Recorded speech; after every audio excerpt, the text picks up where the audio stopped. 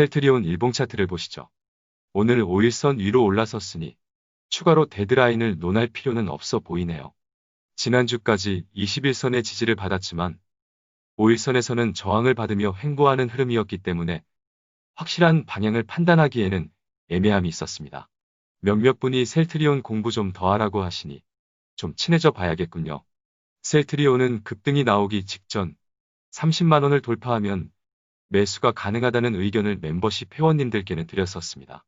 정말 30만 원을 돌파하니까 급등이 나왔는데요. 그 이후에 매수 의견을 드린 적이 없어요. 그럼 제 생각이 바뀔지 다시 보자고요. 일단 일봉 흐름은 21선의 지지를 받으면서 5일선 위로 올라간 것만으로도 단기적으로 나쁘게 볼 수가 없죠. 지난주까지는 차트가 애매한 위치에 있었고 전환선이 꺾여 있었기 때문에 좀 더 지켜볼 필요가 있었는데요. 오늘 상승으로 모든 이평선 위로 올라간 것뿐만 아니라 전환선까지 회복이 되었네요. 이렇게 되면 상방의 가능성이 조금 더 올라갔다고 봐도 되겠군요. 하지만 여전히 마음을 놓을 수 없습니다. 12월 8일에 장대음봉으로 출현한 매도 신호가 완전히 취소가 되지 않았기 때문이에요. 최소 12월 8일에 장대음봉의 중간값인 37만 원 중반 이상으로 회복이 되어야 합니다. 이제 얼마 안 남았죠? 하지만 여전히 공격적인 매수는 어렵습니다. 확인이 필요하니까요. 좀 더 볼까요? RSI를 보면 다시 상방으로 전환하려고 하네요. 스토캐스틱을 보면 단기 매수 신호도 나왔고요. 심지어 수급도 좋아졌습니다. 외국인과 기관이 수급이 들어오고 있군요. 특히 외국인의 수급이 상당히 좋다는 것은 무시할 수 없군요. 보유자는 여전히 홀딩하시죠. 셀트리온은 몰빵 투자하는 강성 주주가 많은 것으로 알고 있는데요. 아무리 주가가 오르기만 한다 해도 큰 비중의 투자는 저는 반대입니다. 신규 매수요? 제가 여쭈어 보고 싶군요. 사라고 하면 사실 수 있으세요? 용기가 필요합니다. 보유자의 영역이라는 의견은 유지하겠습니다. 조건부 승인 신청을 하고 만약 승인이 난다면 새로운 모멘텀으로 작용을 할지 재료 소멸로 해석이 될지는 치료제의 가치를 얼마나 평가받느냐에 달렸다고 봅니다. 코로나 치료제의 가치를 정확하게 평가하는 것은 저희 능력밖이기 때문에 좀 더 리포트를 찾아보고 최대한 객관적인 정보를 전할 수 있도록 하겠습니다. 김떡상은 공매도 세력을 돕는 주식 유튜버일 수가 없죠. 여러분이 보유한 종목에 비판적인 시선을 잃지 않기를 바랄 뿐입니다. 그래도 여러분의 날카로운 지적은 김떡상을 성장하게 만들어줍니다. 정말이에요. 다음은 기아차입니다. 21선을 이탈했지만 깨진 것으로 보긴 어렵죠? 걸쳐 있습니다. 어쨌든 조정이네요. 기아차 파업과 유럽 미국의 코로나 바이러스 감염증 충격 영향 등으로 승용차 수출이 마이너스로 돌아섰네요. 안 그래도 바이러스 때문에 경기도 안 좋은데 이 와중에 노조가 파업을 한다고 주주인 김떡상이 여러 차례 궁시렁거렸죠. 차 생산을 제대로 못하고 있는데 수출이 당연히 줄겠죠? 노조와 사측은 15회나 교섭 테이블에 마주 앉았지만 협상은 현재까지 이어지고 있군요. 주주만 손해네요. 어쩌죠? 어쩌긴 뭘 어쩝니까? 홀딩해야죠. 갑자기 차가운 눈빛들 뭐죠? 좋습니다. 홀딩해도 되는지 봅시다. 다시 일봉을 보시죠. 현재 주가 위치는 5일선과 21선 아래에 있고 전환선과 기준선도 이탈을 했군요. RSI는 아예 침체 구간으로 다이빙을 해버리네요. 스토캐스틱을 봐도 고꾸라지고 있고요. 수급도 안 좋고요. 상황이 안 좋네요. 당분간 버티기 해야 할 것 같은데요. 코로나 백신과 치료제가 나오면서 미국과 유럽의 경제 봉쇄는 완화가 될 것이고 파업은 종료가 될 겁니다. 주식 투자 하루 이틀 하는 거 아니잖아요. 계속 고르기만 했으니 쉬어간다고 생각하시죠. 그럼 현대차도 봐야겠죠? 비슷하죠? 마찬가지로 21선에 걸쳐 있네요. 앞서 본 기아차는 기준선도 이탈을 했지만 현대차는 기준선에 딱 붙어 있습니다. 현대차 노조는 파업을 안 하고 있죠. 그 정도 차이라고 보여지네요. RSI는 기아차와 동일하게 다이빙을 하고 있군요. 스토캐스틱도 마찬가지고요. 그래도 그나마 다행인 것은 기아차와는 달리 외국인 매수가 유지가 되고 있다는 겁니다.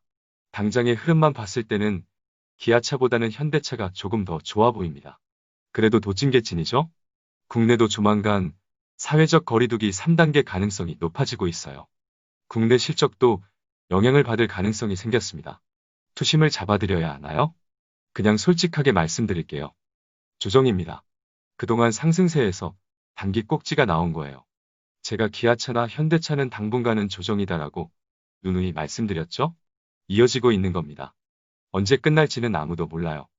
하지만 확실한 것은 현금을 보유했다면 좋은 매수 기회가 찾아오고 있는 겁니다. 현대차나 기아차 모두 21선에 걸쳐 있기 때문에 반등도 나올 수는 있겠죠. 일단은 관망합시다. 구독자님들께서 가장 관심이 높은 섹터이니 자주 살펴보자고요. 그럼 되겠죠? 주말 동안 저희 관심 종목들을 살펴보며 매수할 만한 종목들을 정리해서 멤버십 회원님들께 공유드렸습니다. 시장이 이렇게 올랐는데 매수할 만한 종목이 보이니 김떡상 정말 제정신 아니네요. 앞으로도 매수 타점으로 보이는 좋은 종목이 보이면 꾸준히 의견을 드려야겠죠? 멤버십 가입을 눌러주세요. 다음은 네이버입니다. 여전히 메롱이네요. 그래도 오늘 장중 흐름은 좋았어요. 장초 중반에 하락세를 극복하고 장 중후반에 강한 모습을 보였으니 초단기 신호이긴 하지만 긍정적으로 풀이할 수 있습니다. 일봉 차트를 보시죠. 충분한 기간 조정을 받았습니다. 얼마 안 남았네요. 앞선 구름들이 얇아지는 것이 보이죠. 구름이 얇아질 때가 탈출 기회로 보입니다. 일단 기대를 해보자고요. RSI는 여전히 조정이죠? 스토캐스틱도 마찬가지지만 단기 매수 신호에 가까워지고 있으니 다 왔다는 느낌도 듭니다. 수급을 보시죠. 마냥 좋지는 않지만 죽지는 않았다는 것을 알 수 있어요. 오늘은 간만에 외국인과 기관의 쌍끌이 매수가 들어왔잖아요. 네이버는 과거 카카오와 함께 존버하며 한탕했던 종목인데요. 최고점에서 정확하게 매도하고 다시 바닥 매수를 하고 있는데 상당히 지루하네요. 이번에도 잘하고 있는 거겠죠? 아마도 그럴 겁니다. 사회적 거리두기가 강화되면 네이버 쇼핑 매출이 더 좋겠네요. 안 그래도 연말에는 언택트 커머스 기업의 성수기인데요. 사회적 거리두기 3단계가 되면 엄청난 호황이 되겠군요. 네이버 여전히 홀딩 앤드 줍줍은 이어가겠습니다. 마지막으로 카카오 보시죠. 카카오는 제 말이 맞았네요. 구름 안에 들어갔다가 튕겨나왔네요. 구름 상단의 지지가 확인되었습니다. 오늘 반등으로 5일선은 물론이고 중요한 21선 위로 올라섰으니 좋네요. 전환선도 회복이 되었고요. 보조 지표를 봐도 단기 매수 신호가 나왔습니다. 더 볼 필요가 없어 보이네요. 수급까지 보시죠. 외국인이고 기관이고 강한 매수가 들어왔습니다. 구름 안에 있을 때도 홀딩과 매수 의견을 드렸는데 지금은 상황이 더 좋아졌죠? 당연히 홀딩입니다. 오늘 장중 흐름은 오르기만 했습니다. 초단기 신호도 좋았네요. 카카오도 사회적 거리두기 3단계가 되면 말할 것도 없죠. 4분기 실적은 따놓은 당상인 것 같은데요.